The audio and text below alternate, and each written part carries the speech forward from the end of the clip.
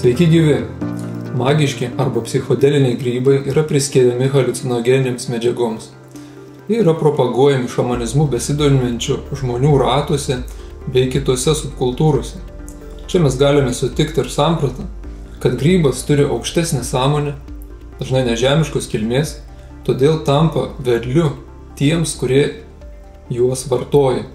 Individualaus dvasinio kelio ieškotojai, paskaitę Karloso Kastanedus knygų, dažnai leidžiasi į nuotykį su magiškais grybais, su kaktusu pejota arba su ajuaskos ceremonijomis ir atsiveria kitokiam supančios realybės ir savęs supratimui, neretai iškeldami klausimą, o kasgi yra apskritai ta realybė. Tačiau šio autoriaus skaitytojai dažnai praleidžia vieną labai svarbią detalę. Kokia ši detalė? Sužinosite paklausę mūsų pokalbį. Kad augalai turi sąmonę, tai yra tikrai tekę girdėti šitą, bet dar daugiau teko girdėti, kad ta sąmonė jau yra aukštesnė ir galbūt su asteroidais į Žemę atkeliavusi ar kažkokiu kitų būdų. Ir labai daug kam žmonijai suteikusi. Man irgi yra tekę, kad viena iš jų, kad apskritai žmogus kaip išsivystė, čia kaip Darvino, yra ta teorija, kaip išsivystė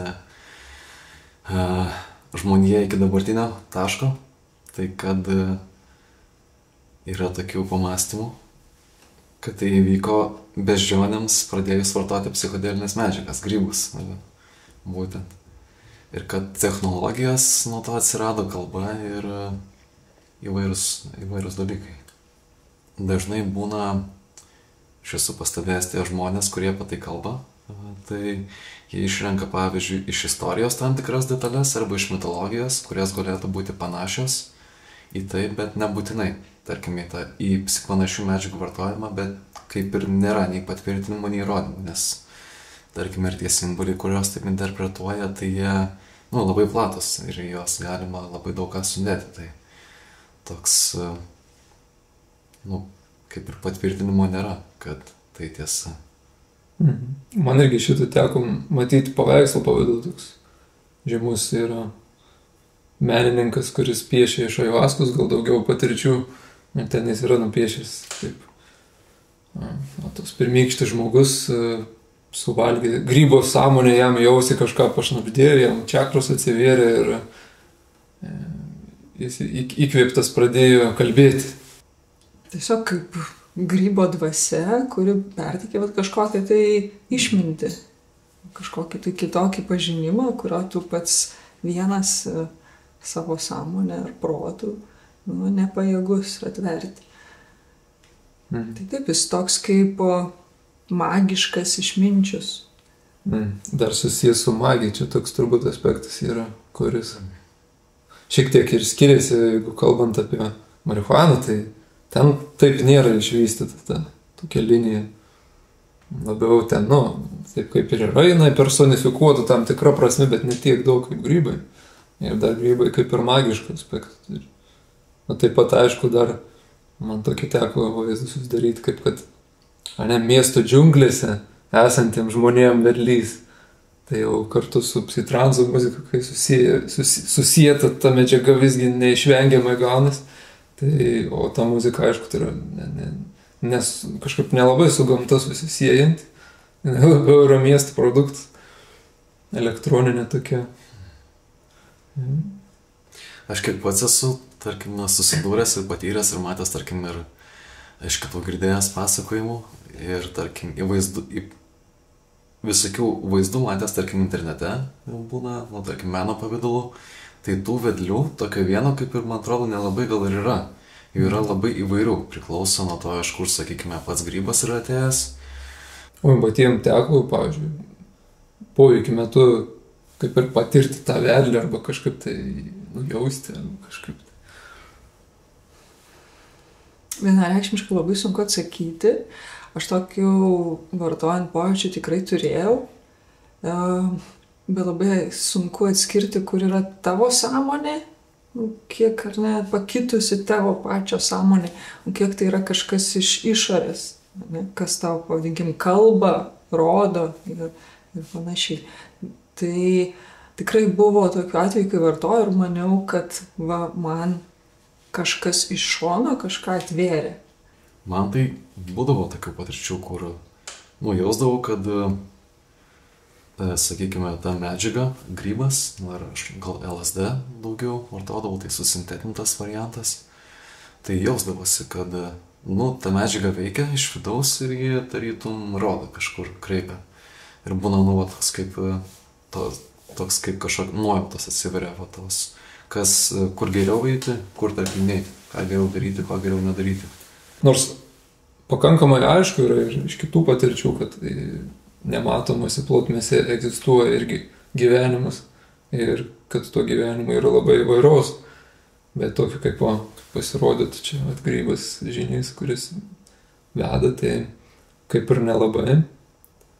Bet iš kitos pusės, bet kur, sakykim, nesimato, bet įdomu, kur jis veda, ką jis bando pasakyti, nes didžioji dalis tos informacijos, kurie kalba apie grybą kaip apie velį, tai aišku pristato kaip tai į šviesą, kad veda į susivokimą, į atsiverimą, supratimą apie pasaulio sandarą, apie apskritai patį tave. Na taip, aš irgi esu susidūręs, kad su tokiais ir pasakymais ir pats iš tikrųjų taip mąstydavau, kai tas medžiagas vartodavau, kad tai veda į, sakykime, aukštesnį jo savęs patyrimą. Nes netgi yra tokia kaip ir teorija, kad žmogus gimsta kaip ir visiškai sveikas ir pilnai kūrybingas, žinantis, ko jis nori, sakykime, ir atviras ir kūrybai ir panašiems dalykams. Ir kad tik vėliau per gyvenimą, sakykime, augdamas per paauglystę ir per ugdymą ir per, sakykime, per įėjimą į sistemą, pameta save, tarytum kažkokią svarbę savo dalis. Tiek kūrybingumą, tiek, sakykime, tą dalį, kuri pasitikė ir pasauliu, ir savimi, ir gali kurti, harmoningą gyvenimą. Ir yra tokių teorijų, kad, sakykime, grybai padeda susigrąžinti tą būseną ir tarytum veda prie to.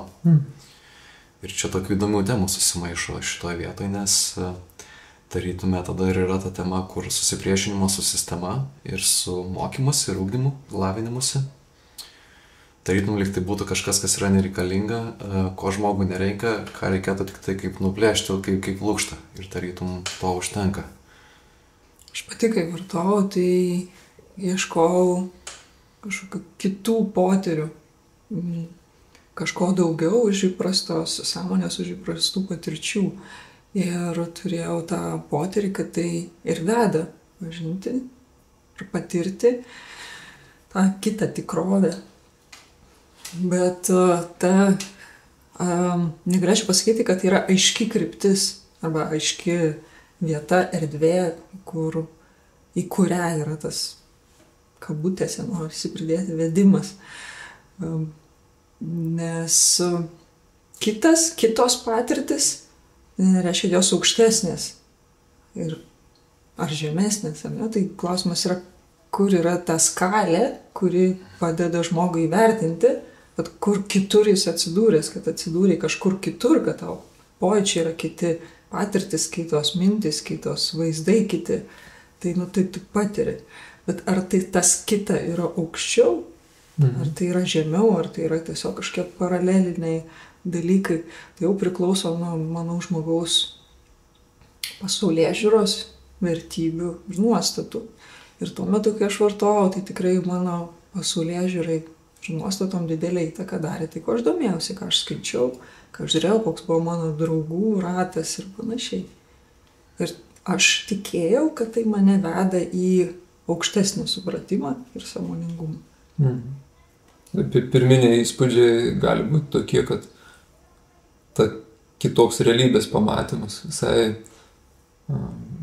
ir yra aukštesnis realybės pamatymas arba platesnis, bet reikia šiek tiek laiko tam skirti, kad prieiti išvados, kad ne viskas, kas kitaip yra nebūtinai yra geriau. Atradimo net jausmas galbūt tas toks. Tai visi tie emociniai efektai, tai dar nėra įrodymus, kad tai yra sąmonės prasiplėtimus, nes Tai gali būti tiesiog emociniai viražai, o juos sukelti su išoriniam priemonėm nėra taip sunku. Tai nėra rodiklis. Visgi tenka prie tos išvados prieiti anksčiau ir vėliau. Ir tada kokios tos patirtis buvo, kas ten atsivėrė, vėl iš naujo reikia perkainuoti. Turint omeny, ne viskas, kas emocijos yra gerai. Taip, bet aš skirčiau gal ne tiek, kad labai vien emocinį pokytį, aišku, jis yra, bet skiriasi labai potyrių pokytis. Tai, kad tu matai, ne, tiek grybų, tiek LSD, kur irgi susintetinta iš grybų, tai labai keičiasi matymas tikrovės, pats vaizdas, ne, tai kaip jisai išbyra, struktūruojasi, kokie erdviniai lygiai matosi ir labai keičiasi mąstymas. Ne, tai kaip ateina mintis, ką Tauvydas paminėjo, nuojauta, ne, tai toks, tai tas pajautimas, kur man reikia eiti, kur man reikia būti. Tai vartojant grybus labai stipriai jautėsi, bet jau man visada noras būti gamtoje. Ne, bet jeigu tai vykdavo miesto aplinkoje, tai bent jau išeiti kažkur į miškelį prie upės ir panašiai. Ir tada atrodo, kad tu su ta gyva tikrove, gamtinė tikrove, tu užmėski kažkokį ryšį ir su ja bendrauji. Tai yra kažkokį tą informacinį lygmenį fiksuoji kitą. Jo, aš irgi iš savo patirčių atsimenu, kad, tarkim, mieste būdavo labai nejauku ir netgi nesaugu netgi tokius dalykus daryti, nes labai jaučiasi tuomet daug kartų pajautrėja visi aplinkos dirgikliai, tiek garsai, tiek kvapai, tiek ir atrodo kitų žmonių emocijos jaučiasi ir tai labai gali sukelti nerimą ar sumaištį.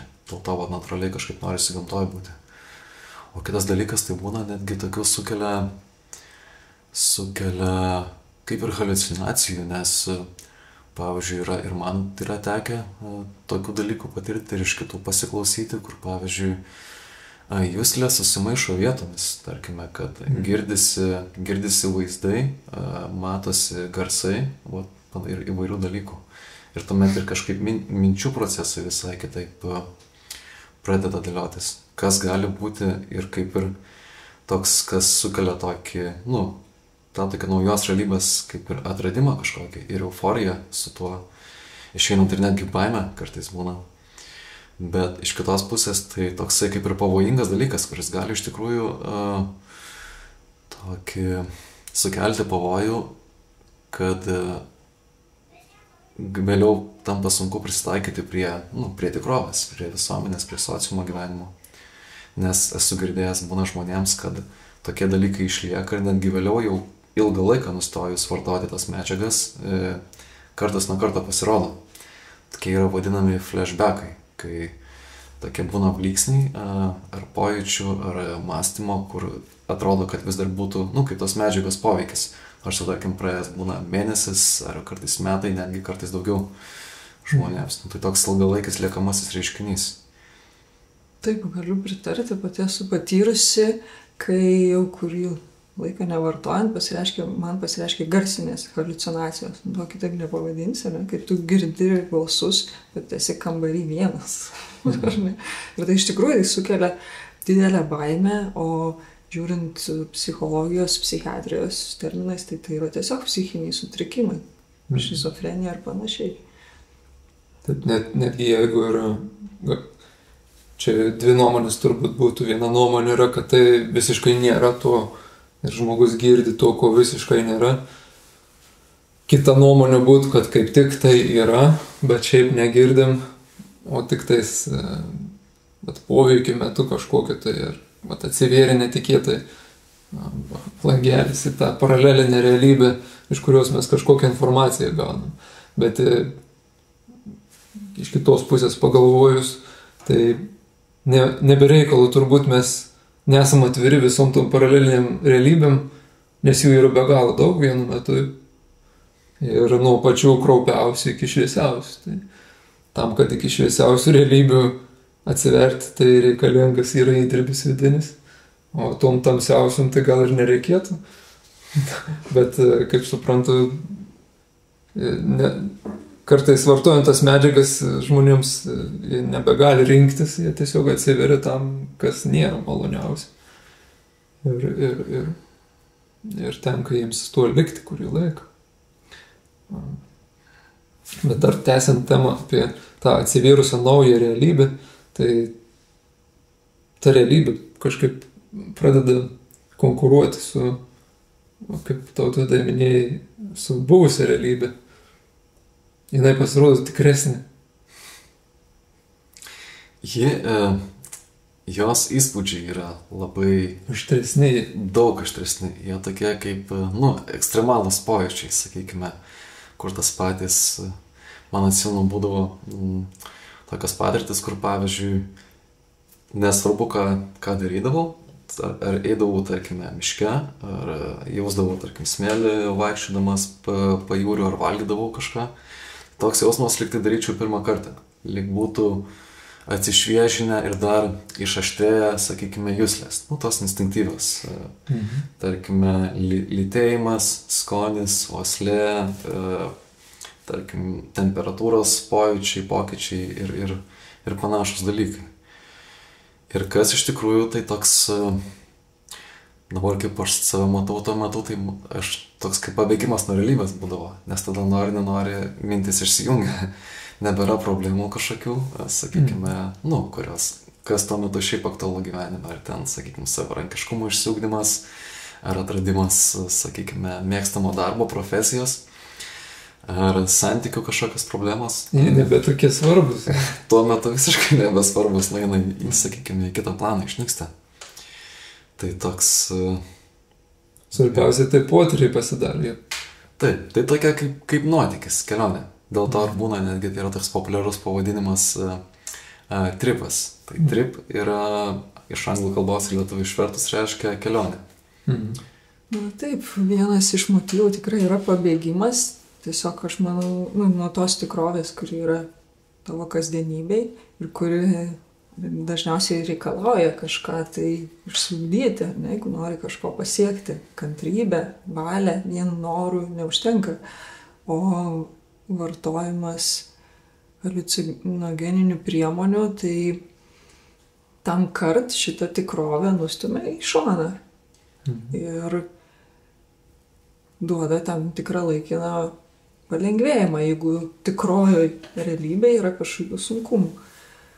O ta haliucinogenų parodoma tikrovė, jinai, kaip visgi aš ją vadinčiau, iškreipta, nes jinai išsikreipia palei kiekvieno vartojančio supratimą. Ir taip kartais ta kelionė yra malonesnė, kupina malonesnių potyrių, kartais jinai yra kupina visai nemalonių potyrių, baimių, paranojos ir panašiai, bet kas bent jau mane stipriai viliojo ir laikė šitam vartojimą, tai buvo būtent savo kažkokių, galima pavadinti galių, netgi pajautimas, kad tu gali kažką daugiau negu paprastas žmogus gali. Sakykime, gali būti mūsų klausytojų dalis, kuris to turi patirčių, gali sakyti, ne, kaip tik atsiveria naujas supratimas apie kasdienybę, ar ne, kaip tik geresnis, platesnis supratimas situacijų ir kaip jos elgtis, galbūt mums galėtų paprieštarauti. Ir man, kada aš turėjau patirtis, tai taip pat atrodė, kad man nuplaukė kažkiek kompleksai, reiškia apie kažkokie, kurie mane stabdino, sakykime, atrodytų gerų dalykų, kaip meilės gamtai taip pačiai, ar kažkokie betarpiško bendravimo su kitais žmonėm. Aš tarsi jaučiau, kad kažkokie vidiniai stabdžiai yra ir grybų pavartojus tie stabdžiai nuplaukė. Aš labiau atviras, aš savo pačiam tuo metu atrodžiau labiau nuoširdus gal ir taip toliau. Ir tai tarsi sakytų, kad tai kaip tik, ar ne, yra kaip aukštesnis, pilnavertiškesnis buvimas šioje realybėje, o ne pabėgimas nuo jos. Atrodytų viskas taip gražu, bet jeigu pasigilinus giliau į tai, kas tai yra, tai visgi tie kompleksai ar dar kažkas, aš supratau, kad turi priežastį mano viduje. Ir netgi jeigu tai tiesa, kad, pavyzdžiui, kažkas stabdo mane nuo kažkokio atrodytų gero rezultato, bet tam yra priežastis. Ir jeigu aš pakeisiu staiga tik tais tą paviršių, tą išraišką kažkokią, tai nereiškia, kad aš išspręsiu giluminės to priežastis viduje. O tos priežastis, klausimas yra, jeigu kalbam apie grybą kaip vedlį, ar aš pasitikiu tuo vedliu, kad jis man parodys tikrasis priežastis, o galbūt šitas vedlys parodo kaip tik netikras priežastis, kurios mane dar ilgiau laikys, neišsprendus tų kertinių savo klausimų, o sudarys iliuziją, kad aš išsprendžiau jas, bet iš tikrųjų aš pakeisiu tik paviršių. Kintantis paviršius sudaro iliuziją pokyčio vidinių kokybinių. Aš tokią susidariau išvadą. Taip, kad vyksta pokyčiai pavartojus, to tikrai nepaneigsi. Ir taip kartais tai suteikia progą pamatyti savo tas baimės, kažkokius tai kompleksus ir stabdžius. Bet iš savo patirties galiu sakyti, kad tikras baimės mano pergalėjimas tai vyko būnant visiškai blaivios sąmonės. Nes tai reikalauja tam tikro darbo, analitiškumo, valios. Ir tam kart pavartojus, jeigu tai išnyksta, kaip tu ir sakai, tai yra tiesiog paviršius. Nes vienareikšmiškai tai atsikartoja kitą kartą tikroviai. Nėra taip, kad tai panaikina kažką visam laikui. Na taip, man dar toks yra irgi, man atrodo, svarbus paminėti dalykas, kad tuo metu aš iš tikrųjų jausdavau, kad atrodo pagilėja įžvalga. Tuo metu, kai, tarkime, medžiaga mano kūne būdavo ir veikdavo, sakykime, tiek tos emocijos, tarytum, aštresnės ir aiškiau jos jaučias, nes jos kaip išdidintos per didinamą į stiklą, tas pats su mintimis ir, sakykime, įvairiais mąstymo procesais.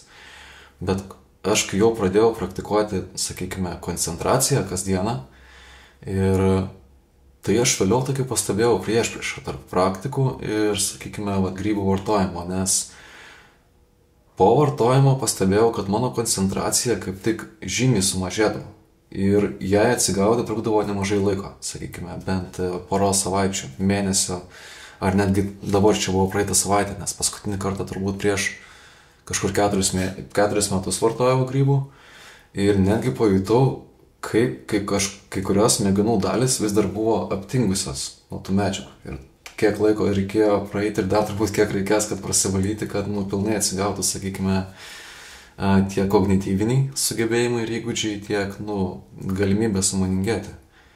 Nes ir tada tie pokyčiai tokie, sakykime, kaip medžiagos veikimo metu grybo.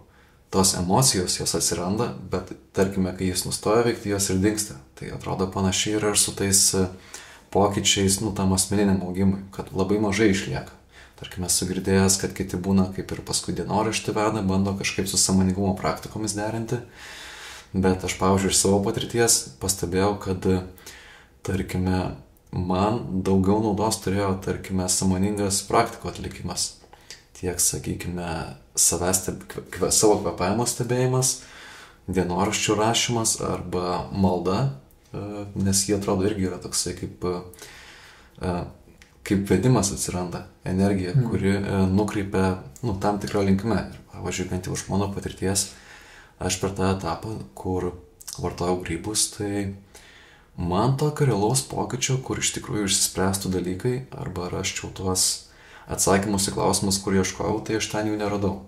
Radau tik tai daug įvairių, sakykime, radau nuotykių ir aštrių pojūčių, kurie vėliau užsibaigė tokiamis aštriomis situacijomis. Tai jo, ir man realiai iš tikrųjų atsakymus vėliau pradėjau atrasti kitose vietose, tokiose, kur, jos natūralios, tarkime, knygų skaitimas įdomių, kurios traukia, arba autoritetingų žmonių klausimas, mokytojų, taip pat šventraščių tyrinėjimai. Pritarčiau tos vidui, kad visas tas, kas man atrodė tuo metu, kai vartojau, kad aš tobulėjau, kažkaip plečiu savo sąmonę ir turiu gilesnį dabar supratimą apie pasaulį ir save, Tai realiai buvo labai tokie efemeriški, laikini ir jokio realaus pokyčio mano gyvenime nepadarė dalykai. Nors tuo metu tai man atrodė, kad aš kažką labai atrandu reikšmingo ir kad tai mane kažkaip reikšmingai keičia. Bet pasižiūrėjus atgal, tai nei materialia, nei emocinė, nei kažkokia gilesnė prasme to nepasakyčiau, kad tai vyko. Tiesiog toks stiprus buvo įspūdis, nes tai yra stiprus potyriai. Aštrus, stiprus. Aš manau, kad tai yra visgi susijęs su valia. Nes kada kalbam apie tokius ieškojimus be jokių medžiagų, visur yra kalbama apie tai, kad įgyvendinti aukštus idealus, tiesas reikalinga yra kiekvienos dienos situacijose įjungti savo valią, tam, kad juos įdiegti, įsodinti, pasodinti, ar ne, kad padaryti pasirinkimus, kažką sistemingai ugdyti. O su grybais ar su kitom medžiagom yra kita specifika. Tau valios nereikia įjungti. Tavo valią kažkaip tai valdo medžiaga iš tikrųjų tada. Ir galbūt gali būti variantas, kas vyksta pavartojus, tai kad mūsų sąmoningumas, sąmonė, aš nežinau kaip pavadinti, yra sutelkiam, yra, sakykime, mes kaip centras, koks būtumėm ar net aš, kuris turėtumėm valdyti save, mintis savo valdyti. Taip pat ir tas emocijas, kurios yra, ar pojūčiai, tai yra tik tais signalai apie supančią realybę. Mes juos turėtumėm nuskaityti teisingai, tam, kad orientuotumėmės, statyti savo tikslus ir viską. Tuo tarpu pavartojus gaunas, kad grybas priverčia, ne mūsų valia, bet kažkokia kita valia, priverčia sutelkti savo sąmonę į kažką vieną, į kažkokį vieną pojūtį labiau. Ir netgi aš girdžiu būna, man to nebuvo, bet daug kam nutinka, kad atsijungia kiti pojūčiai. Arba apsimaino vietom, bet buvo, kad ir atsijungia, kad jau, sakykime, dėl to ir haliucinogeninė medžiaga, nes tas, kas yra čia nebematom, matom yra kitkas, ko nėra realiai. Tai regos pojūtis yra atjungiama ir susitelkiama kažką, kas sąmonėje vyksta kitko. Arba pojūtis, ar ne. Visa kita yra nebesvarbu jau tada. Susitelkiami vieną. Ir toks kaip burbulas išsipučia būtent tas pajutimas, tas potyris išsipučia. Ir tokio sąmoningumo čia nelabai galim kalbėti, nes sąmoningumas yra, kada tu apriepi viską ir esi sąmoningas visur. O šičia sąmonė yra apribota viename tokiame. Bet susidaro iliuzija, kad tas vienas ir yra tai kažkas tokio ypatingo. Nors platesnės realybės suvokimo ir neturi. Tai tik yra kitoks suvokimas realybės. Jo, man atrodo, kad tas jausmas, bent jau aš iš savo patirties žiūriu, tai iš kurio aš spręsdavau, kad tai, sakykime, kad tobulėjau tuo metu, tai yra kažkas panašaus į euforiją. Toks. Ir manau, kad tai nėra geras rodiklis sverti, sakykime, asmeninį tobulėjimą. Nes, pavyzdžiui, esu dabar pastebėjęs, kad, tarkim, neretai man geri sprendimai nesijaučia maloniai, bent jau iš pradžių. Tarkim, mano emocijos būna jiems priešinasi. Ir tik po kurio laiko jos prisitaiko, kaip pradeda pamatyti, sakykime, ilgalaikės sprendimų pasekmes. Tai čia toks irgi gaunasi, jeigu kas liečia sąmoningėjimą arba dvasinį tobulėjimą, tai kitą kartą gali kaip tik įvesti į didesnės iliuzijas, sakykime, nepriartinti prie savęs, o nutolinti. Nes ir sąmoningumui be to yra, man atrodo, labai svarbi savybė, tai yra objektyvumas. Ir kuris, sakykime, kai yra išdidinti pojūčiai, tai objektyvumui tada yra, mažai vietos belieka, nes tada emocijos, sakykime, užtemdo protą. Ar tai būtų, sakykime, nesvarbu, tai gali būti netgi ir pozityvios emocijos, bet jos tada neatspindi, sakykime, tikro realybės vaizdo ir mano paties, tiek vidinio pasaulio, tiek išorinio. Tai gali netgi, man atrodo, tapti kliūtimi tuomet, sakykime, kelyje į sąmoningumą ir į tikrąjį save. čia dar susiję turbūt yra su noru greitų rezultatų, nes tai toks vartotojiškas požiūris yra, kada suvartojus kažką iš išorės atsiveria dvasingumas, arba sąmoningumas, arba meilė, arba dar kažkas. Reikalinga yra tik tais, tada taip išeitų, kad reikalinga tik tais nusipirkti. Ir tu jau daraisi dvasingesnis, reiškia, kuo daugiau gali nusipirkti, vartoti, tuo didėja tavo sąmoningumas. Nes tu gali nusipirkti grybų ar kažkokios kitokios medžiagos. Ir pranyksta įgyvendinimo svarba. Kažkas iš išorės suteikia grybus dar. Aš galvoju, kad net tas greitų rezultatų noras visai lieka ir nustojus vartoti kurį laiką. Gali būti nerealūs tikslai, tokie, aš galvočiau, tokie pasiekmes, tokie per aukšti. Tas nesekantis laiptelis yra pamatomas, ant kurio reikėtų dėti koją, kad lipti virš. Bet norima yra 50 laiptelių vienu žingsniu. Pasiekti kažką labai aukštai. Tai gali šiek tiek ir nusivylimą vesti, paskui netgi nebevartojant, aš galvoju. Pastebėjau tokį. Taip, šita iliuzija yra stipri. Nes taip pavartoji, praeina pusvalandis, valandą, kol už skrandžio tą medžiagą patenka į kraują ir jau kažkoks rezultatas, tu jau jautiesi kažką pasiekęs. Tai kai nevartoji, niekas greit nesikeičia. Nereikia pastovių pastangų, kasdienybėj, kiekvienoje situacijoje. Tai tas be abejo labai ryšku, kad tokio greičio dvasiniam kely realiai nėra, bent jau aš jau nepatiriu.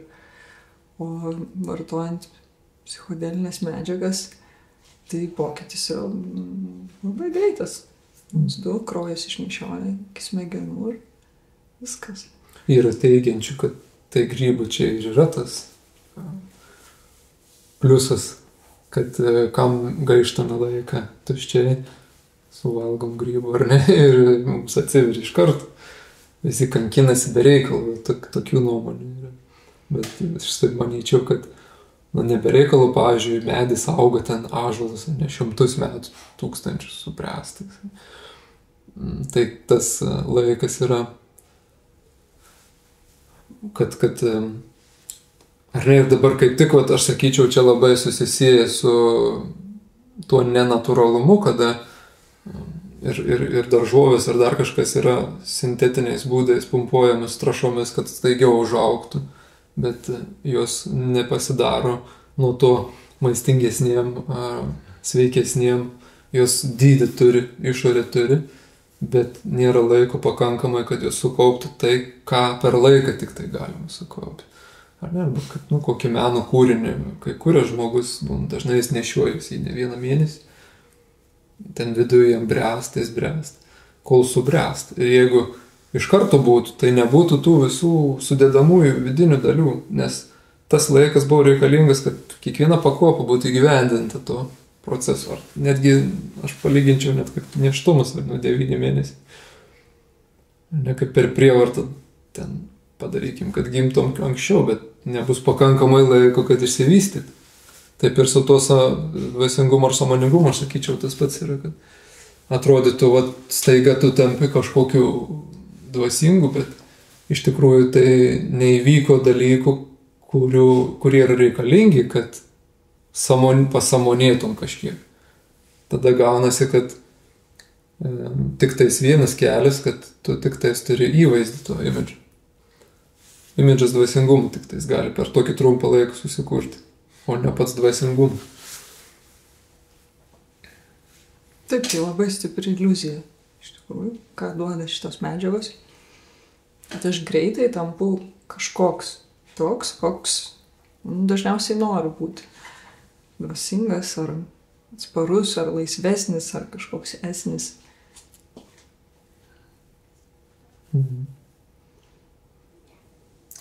Bet čia taip pat dar toks, aš esu, pavyzdžiui, bent jau savį anksčiau pastebėjęs, kad tuomet toks atsiranda ir neadekvatumas, nes, sakykime, aš jausdavausi kaip ypatingas, kaip kažko, sakykime, pasiekęs, arba dvasingas, ar dar koks, sakykime, ypatingas, bet aplinka manęs tokio nematė.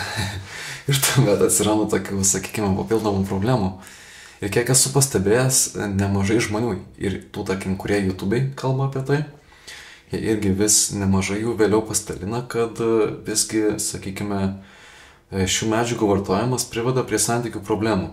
Nes, sakykime, išpučia tą tokį ypatingumo ar pasiekimo jausmą, bet, sakykime, tų savybių, kurios iš tikrųjų natūraliai einant per gyvenimą, už kurias žmogus yra, sakykime, skaitomas kaip kažko pasiekęs, jų nėra. Ir tuomet formuojasi ir, sakykime, pyktis ir nuoskauda aplinkai, pasauliui, kodėl manęs neįvertina ir nemato kaip kažkokio ypatingo. Tai. Ir aišku, čia, ką ir minėjai prieš tai, kad labai puikus ideologinis pagrindas būna taip manyti, nes žmogus gimsta tobulas, o aplinka jį sugadina. Bet čia, aš sakyčiau, yra tiesus kelias į aukos kompleksą. Tiesiog, esi nuolatinė auka, kuria neteisingai visi tiesiog elgiasi ir nuolatinė kovos būsena tokia būna, aš taip suprantu, vidinė kova. Nes kad ir kaip norėtų kalbėti apie meilę ir taiką, juos labai sunku rasti yra aplinkoje, ar ne, nes tai yra savybė, kuri turėtų eiti iš vidaus į išorę, nes tikroji meilė jinai nėra apie gavimą savo, tai yra apie davimą kitiems labiau. O šita samprata sufleruoja, kad ta meilė ir taika yra tai, ką tu turėtum gauti, bet nevertai negauni. Ir dėl to nuolatinė auka esi, ir dėl to nuolatinis nepasitenkinimas visgi yra visko, kas supa aplinkui. Ir tai ilgainiui taip pasidaro. Trumpalaikį perspektyvą atrodo, kad čia fainos patirtis, bet ilgainiui formuojasi nusivylimas didelis išorė. Taip, ir atskirtis nuo tų, kurie nevartoja. Nes pats vartodamas patiri kažką ypatingo, įsivaizduoja, kad tampi ypatingas. Ir tada visų tų nevartojančių nuomonė tarsi prastesnė, nes jie mažiau žinantis, jie mažiau patyrė, mažiau žino, tai netokia vertinga, jos neklausai, tai be abejo taip neturi objektyvumo, nes tu išsirenki tik tai, kas tau patinka realiai girdėti, arba kas atitinka tavo tas išankstinės nuostatas. Ir užsisuki tokiam tikrai neobjektyviam savęs ir kitų matymė. Paradoksalu, kad tarsi tos medžiagos žada atsiverimą tokiems dalykams kaip meilė, bet tie ryšiai su artimaisiais, jie pradeda būti grindžiami ar vartoja ar ne. Ir jeigu nevartoja, tai tas ryšys kažkaip tolsta ir yra nutraukinėjimas kažkaip, tai tampa barjeras, ta medžiaga iš tikrųjų tampa barjeru tarp manęs ir tarp mano artimųjų. Ir tai gaunasi visiškai priešinga pusė, negu turėtų. Bet visgi, pakalbėkime apie Karlosą Kastanedą. Čia žadėjom pradžioje, kad vieną svarbią detalę atskleisim, kurią pražiūri skaitytojai. Ir kodėl pražiūri, nes neskaita iki galo. Arba skaito, bet kaip ir aš dariau, susitelkia į tai, ką norisi susitelkti. Ne? Nes Karlosas Kastaneda yra parašęs 12 knygų ir pradeda dažniausiai visi nuo pradžios. Pirmose knygose vartojamas tiek grybų, tiek vėjoto ar durnarupės. Galima susidaryti įspūdį skaitant, kad tai yra tas būdas, tie vedliai, kurie atveda į kitą tikrovę ir padeda tą kitą tikrovę, čia pasakyti, įvaldyti, įvaldant save geriau. Ne? Bet skaitant toliau, aš skaičiau visas 12 knygų, tai gali rasti jau visai priešingų pačio mokytojo Don Juano nuomonę, kad tos medžiagos yra labai didelė kliūtis į žinojimą ir tam, kad tapti to žinojimo žmogum, man of knowledge, ne, arba kariu, tai yra kliūtis, viena iš pagrindinių kliūčių kario kelyje. Iš 4 kliūčių, kurias įvardina, tai yra viena kliūtis, tai yra galia, tai yra jėga. Ir jis įvardina realus pavyzdžius savo mokytoją, prieš tai kitos kartos mokytoją, kuris Donhano manimų nepasiekė to aukščiausio žinojimo būtent dėl to, kad neįveikė šito priešo, tai yra galios, tai yra prisirišimo prie galios. Ir kai aš tai skaičiau. O kaip tai susijęs su grybais, ta galia? Tai, kad ta galia ateina, skaitant pirmas knygas, ir aš turėjau susidariusi tą įspūdį, kad vartojant tas medžiagas, tu gali geriau pažinti save ir užsigdyti tam tikras kariui būtinas savybės. Drąsą, ir savybės, kurios ten išskiriamos kaip labai reikšmingos. Ir tai eina per tą pažinimą, kad tikrovė nėra tai, ką mes įprastai vien savo akimis matome. Ir vėliau Don Juanas ten tolesnėse knygose Castaneda aprašo, kad jis įvardina tai, kad Castaneda jis siūlė ir davė tas medžiagas tik todėl, kad jis buvo itin siauro matymo, vadinu jį netgi kvailu. Tiesiog tai buvo tiek kvailas, kad tu kitais būdais aš to negalėjau perteikti, kad yra pasaulis daug platesnis. Čia taip supaprastinti. Ir kadangi jis kalba apie kitus mokinius, tai buvo mano pats perspektyviausias mokinys, tai jis nei karto nieko nevartojo, nes jam nereikėjo. Jisai, ta prasme, buvo pasiruošęs priimti mano mokymą be šitų priemonių. Tai tokia svarbi detalė, kad vartojimas šitų magiškų grybių ar durnaropių ir panašiai tai iškelia tą vieną stipriausių priešų. Kad žmogus prisiriša prie savo jėgos. Ta jėga yra, aš žinau daugiau už kitus, aš galiu daugiau už kitus. Ir jinai gali būti iliuzinė iš tikrųjų, ta galia. Ten remiasi tuo, kad karys, magas, jis iš tikrųjų valdo tuos gebėjimus, pasiversti paukščiu, pasiversti vandeniu, kad jisai realiai transformuoja materiją, bet kokia to kaina.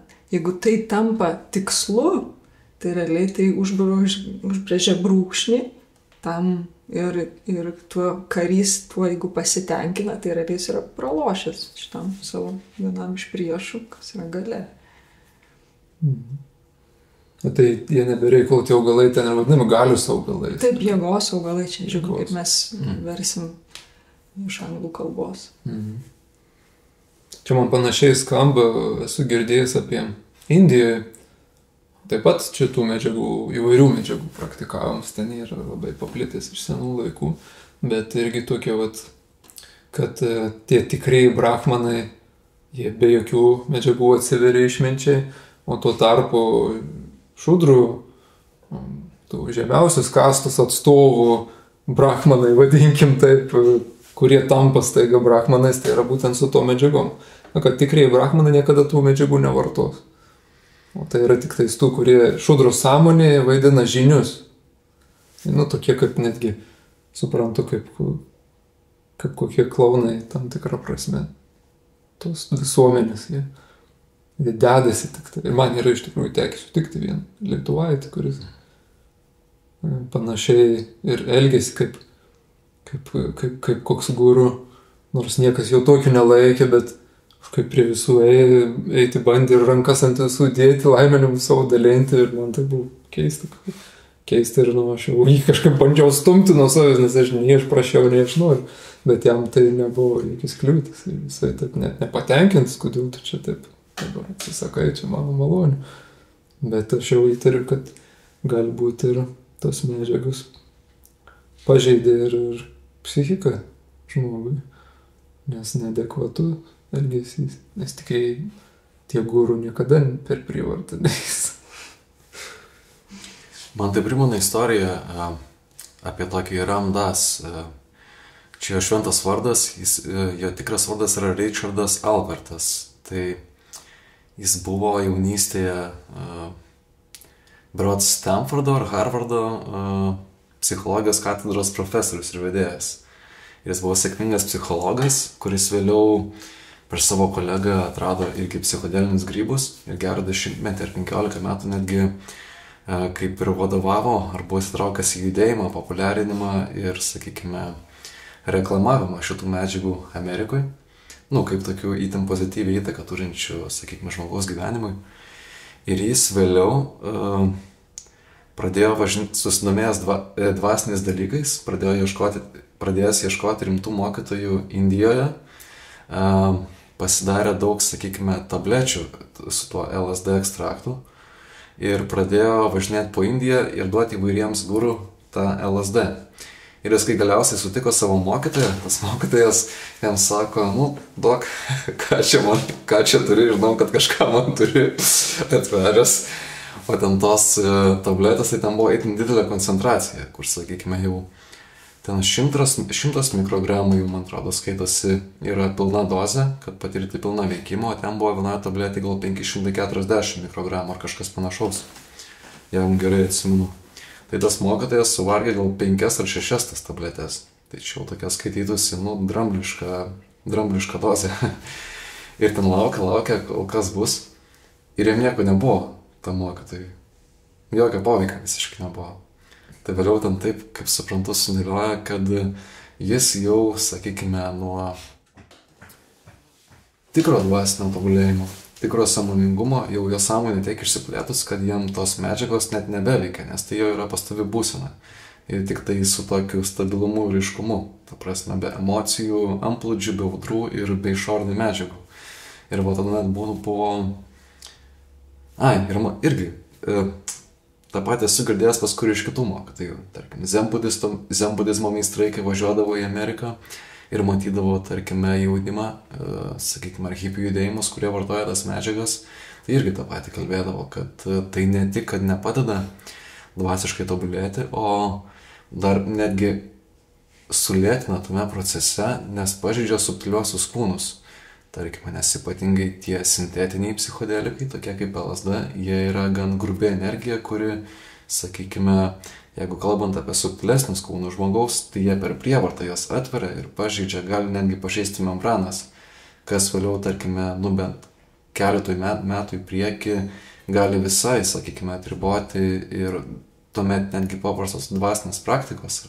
Sakykime, tiek malda, tiek ar ten kažkokie, tai, sakykime, fizinio kūno pratimai gali būti pavojingi praktikuoti, nes tos yra, sakykime, sistemos pažeistos. Tai, jo. Ir Blavatskai, šiaip teko girdėti iš kažkur, kad Blavatskai vartoja tas medžiagas, bet nebuvo jokių patvirtinimų, jokių šaltinių tam, tokių daug visokių spekulacijų yra, bet jos išlikusiuose raštuose yra viena eilutė, kad tų medžiagų sąmonę būseną keičiančių vartojimas tiek mokytojų, tiek mokinio iki tol dėtas pastangas paverčia niekais. Ir dar tokia pas ją eilutė yra, kad tikras dvasinis kelias yra karališkas, todėl lėtas. Tai nėra šuoliai, tai nėra perversmai, kažkokie sąmonės blyksniai tokie, kur ten peršoki kažką. Ir galbūt yra kažkokie susivokimai, bet jeigu jie yra, tai žmogus juos stebės palaipsniui. Ir jau atėjus laikui, kada sukaupta yra patirtis, tada gali įvykti kažkoks susivokimas, kurį galbūt mikronušvitimu būtų galima laikyti. Tuo tarpu grybai gali tik tai imituoti, nes nėra užnugarį tam, nėra įdirbio. Kaip mini pats, netgi, kai yra tikras įdirbis, netgi dramblio dozės neišmuša iš vėžių. Tai galim turbūt apibendrinti, kad tikras dvasinis vedlys yra būtinas ieškojimuose, bet tai greičiausiai nebus grybas. Ir jeigu grybas veda pakitusiai sąmonės būseną, tai klausimas, ar aš sugebu tuo metu, toj būsenoj atskirti, ar tas vedlys yra tikras, jeigu mano kažkurios dalys sąmonės yra atjungtos tuo metu. Neramybės būsena, euforijos būsena.